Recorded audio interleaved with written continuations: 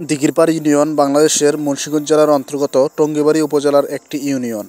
এই ইউনিয়নের মোট আয়তন ৯,২৬৮ একর এবং গ্রাম রয়েছে ১৬টি। এর মৌজা সংখ্যা ৯টি।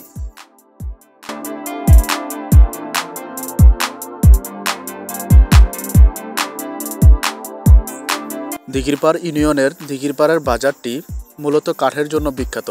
এখানে নানা ধরনের ঘরবাড়ি ও আসবাবপত্র তৈরির জন্য বিভিন্ন ধরনের কাঠের দোকান রয়েছে।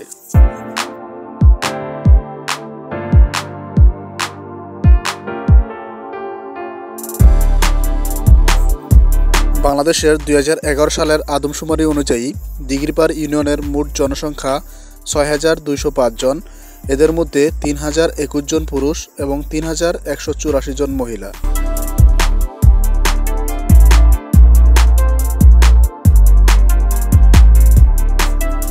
এই ইউনিয়নে জন্মগ্রহণ করেছেন যোগেন্দ্রনাথ গুপ্ত, যিনি ইতিহাসবেত্তা ও গবেষক।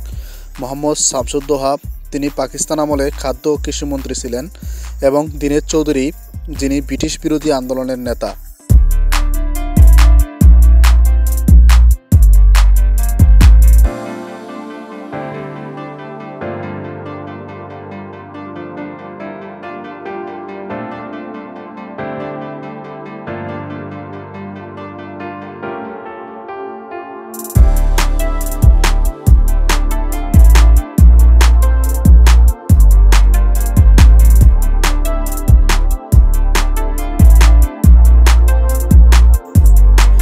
ধর্মীয় শিক্ষার ব্যাপক প্রসারের জন্য এই ইউনিয়নে রয়েছে কয়েকটি মসজিদ, মাদ্রাসা ও বিভিন্ন ধরনের ধর্মীয় অনুষ্ঠান পালনের জন্য উপাসনালয়।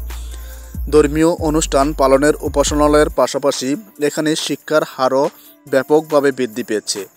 বিগত বছরগুলোতে এই ইউনিয়ন শিক্ষাক্ষেত্রে ব্যাপক সুনাম বৃদ্ধি করেছে।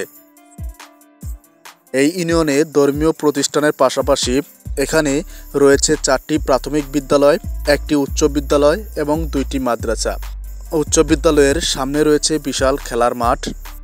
শিক্ষার্থীদের শারীরিক ও মেধা বিকাশের জন্য এই খেলার মাঠটি যথেষ্ট উপকারে আসে। এই ইউনিয়নের মোট শিক্ষার হার 48.3%।